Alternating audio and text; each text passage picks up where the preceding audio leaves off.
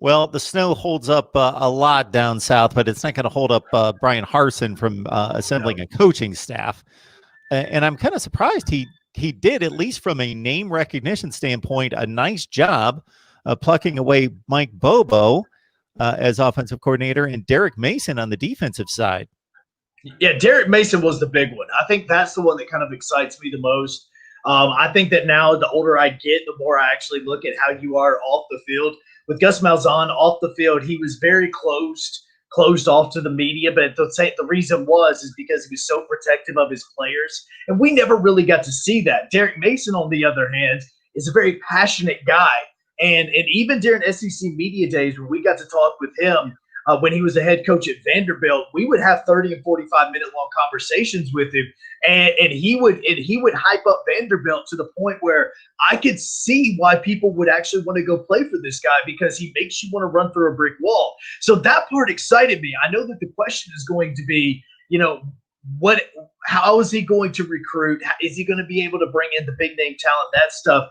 But people kind of forget that, because he's been at Vanderbilt for so long, this is the guy that coached Richard Sherman, who's in the NFL. He was the quarterback coach for Stanford before he was the defensive coordinator, and he's got one of the best quarterbacks in NFL history on his resume. So as far as the way that he coaches now, a lot of teams in the SEC kind of go with that 3-4 type, or nickel defense or something, with that buck player that they can put as either the linebacker or the defensive end. And I think that that's kind of what Auburn is going to continue to go with. And I think that that is going to be something that his passion and his drive is going to be something I really think is going to translate to football players that's already on the team, and the ones that can particularly be coming either in the next month or in the next 365 days. Mike Bobo is the biggest question. And the reason he's the biggest question mark is because he really hasn't done anything offensively in the past 5 or 6 years. And it has to do with South Carolina. Yes, you have a fantastic running back in Kevin Harris that nobody really knew about, but he had him be one of the best running backs in the SEC this year, which means one of the best running backs in the country. You can look at what he did at Colorado State. He brought Colin Hill with him. So the resume that he puts on there is really two things that I think Auburn fans should be interested about: quarterback development, which is one of those key phrases and key words that we look for when talking about the future of Auburn athletics. And the other one is his ability to recruit the state of Georgia, which is why I think that's what Brian Harsin has done. And I really do believe that these coaches that have been brought in so far, whether it was Derek Mason, whether it was Mike Bobo, or even Will Friend, who was brought in to coach the offensive line, all three of those have a purpose to them, and they're all recruiting. And I really think that he's focusing on that. Depending on what time this actually posts, I believe Cadillac Williams will be remaining with this football team because of recruiting reasons. Not only is it because we think that Tank Bigsby and him have a really great connection, but the other part of it is that for people that don't know, because when you hear Cadillac, you think about his time at Auburn in the early 2000s, his very short career in the NFL. But what a lot of people don't know is he was a coach at IMG Academy in Florida before he moved up to Auburn to be the running backs coach there. And we all know the talent that's at IMG Academy and inside the state of Florida. So when you look at it from a recruiting standpoint, Derek Mason knows how to recruit the SEC. And if you can make chicken salad out of Vanderbilt, then you can be a very good recruiter, and that passion will come through on the defensive side. Derek Mason has those connections in the state of California because of his time at Stanford. You look at Mike Bobo, we just talked about his connections with recruiting when it comes to the state of Georgia. And then you look at Will Friend, who has coached and even played in the state of Alabama, because he was actually a football player for the Alabama Crimson Tide and started on their offensive line before going to West Alabama, before going to Tennessee and being a coach there as well, and even at Georgia. So those coaches all have connections throughout the Southeast that I really think that Brian Harsin is coming in with this knowledge of saying, look, I know how to coach, but I also know how to put together a program. And the one word that has been used so much with Brian Harsin has been CEO. He wants to be the CEO of a football team. So we joked around with some beat writers early today on 97.7 ESPN The Zone that when Brian Harsin does something, do you guys have like a little drinking game or even like a bingo card to see if he checks off one of these lists and one of these key phrases and key words that you're looking at. One of those is when he hired his strength and conditioning coach. With the strength and conditioning coach is the one that he's bringing from Boise State. He's even bringing his defensive coordinator from Boise State to help Derek Mason. We believe that that's going to be kind of a co-defensive coordinator, but he's mainly coming in to coach linebackers. But the key words that Brian Harsin used when introducing his strength and conditioning coach was, this guy knows how to beef up the offensive and defensive line. Ding, keyword right there, offensive line. Auburn fans already know from this football season that their offensive line was extremely horrible. Then you bring in Mike Bobo, and the question is, well, this guy knows how to coach quarterbacks. Ding, there's another one, quarterback development. We've heard so much about it. And he knows how to recruit the state of Georgia. Ding, Alabama, and always the state of Alabama, whether it's Alabama or Auburn, loves recruiting in the city of Atlanta and the state of Georgia. So there's that. Then you hear Derek Mason, former SEC head football coach, extremely passionate, had one of the best defenses in the country when it comes to Stanford when he was coaching there. Oh, and he can recruit the state of California. Ding, there's another one. We can recruit that as well.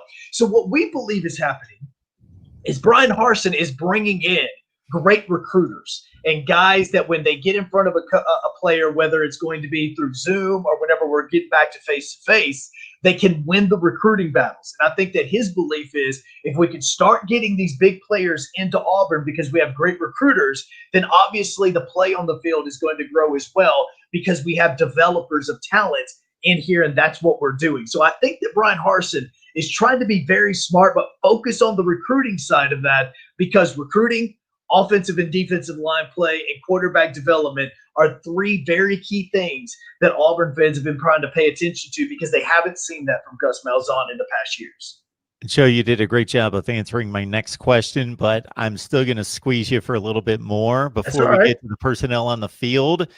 The last time we talked to you, Brian Harsin, to most Auburn fans, was kind of this mystery man. He was just, okay, he's got Boise State next to his name and a record. And we didn't really know, okay, what is this guy all about? I believe we talked to you right after he got hired. He hadn't necessarily had that introductory news conference based on some of these moves, based on just presenting himself to the public. What makes this guy tick? Does he hang his hat on, his core beliefs, all that kind of stuff? Well, it's funny because let me go back to what I was talking to you about just a second ago with that bingo card or that drinking game, whichever one you want to look at it. As in his press conference, he showed intensity, he showed desire, he showed a fearlessness, and he showed passion. And those were the four things that I don't think Gus Malzahn did. And it's that other part of it almost feels like, and there's a movie that was out, and I reference it because I am a kid of the 90s, and it was Power Rangers. We remember Power Rangers as a little kid, Red Ranger, Black Ranger, Blue Ranger. When they came out with this Power Ranger movie about 4 or 5 years ago, the way we felt was the writers sat in a room and they said, okay, what was everything lacking from Power Rangers that we have all these questions about? We're going to answer them in this movie. Some people believe the movie's horrible, mainly because it emphasizes Krispy Kreme donuts way too much. But the emphasis is still the same when it comes to Auburn. I feel like Alan Green got together and said, as the train rolls through here right beside the studio, I feel like Alan Green got together and said, okay, what were the things that we felt Auburn football lacked in the past? They lacked intensity, they lacked fearlessness, they lacked a dedication to being a CEO and stepping back and letting your offense and defensive coordinator be an offensive and defensive coordinator. We lacked recruiting, because what Brian Harsin is also going to be doing that is very different from what Gus Malzahn wanted to do is Brian Harsin is doing something that's becoming very popular in college football, and that is he is bringing in analysts. Now, we don't know about offensive analysts or defensive analysts, but what we do know is he is about to hire a staff of people that are going to act as recruiting analysts. Their sole job is to watch film to point out what players can benefit Auburn and what players they should recruit and give that to the coaches so that they can go and start recruiting them. I'm assuming that there are other football programs that do this. We hear about it a lot, when it comes to offense and defensive analysts and that sort of stuff. But I have never really heard of a recruiting analyst department, and he wants to bring that in. So that, again, check mark. There's another thing that Brian Harsin is doing that Gus Malzahn didn't do. Now, the things about him that Auburn fans have really fell in love with, he uses another phrase that Auburn fans love to go, is because you have teams, you have, there's the Auburn football team, there's the Auburn fans, or there's the Alabama fans, the Alabama football teams. For Auburn, it's the Auburn family. You'll always hear that phrase a lot, is how is he going to work with the family? And Brian Harsin's press conference that he didn't have until, I believe it was Christmas Eve, as a matter of fact, is when he had it. It may have even been Christmas Day, as a matter of fact. When he had this press conference, he emphasized how much and how important family was to him. And I think that got a lot of Auburn fans going, wait a second, okay, I like this. The other thing is as much as the sport has declined, he's a car guy, and I think he's a NASCAR guy. And in the state of Alabama, I mean, there's nothing cooler for a person that as a figurehead in the state of Alabama than to go to Talladega and do the gentleman start your engines and wave the flag to start the race. And I feel like this is a guy that knows this. And I feel like at some point in time when we get back to having a real NASCAR race at Talladega, that he may be in a pace car or something there at some point in time. So he's doing a lot of things, and I think that even though we don't know that much of the philosophy as far as, hey, this is what I am going to do, because, again, one of the main questions is going to be who's going to call the plays. His time at Boise State, he allowed his offensive coordinators to call plays. The problem is I think a lot of Auburn fans don't really like the way that Mike Bobo calls plays. There is a part of this, and I will say this because this is something that does need to be talked about, is there's a mystique coming in with Mike Bobo that is not his fault. There's a part that Auburn fans are not really on board with the Mike Bobo hire. It is because of things that were possibly happening behind the scenes. I don't know if you've been told or if you've heard about the coup that Kevin Steele tried to put together to get Gus Malzahn fired.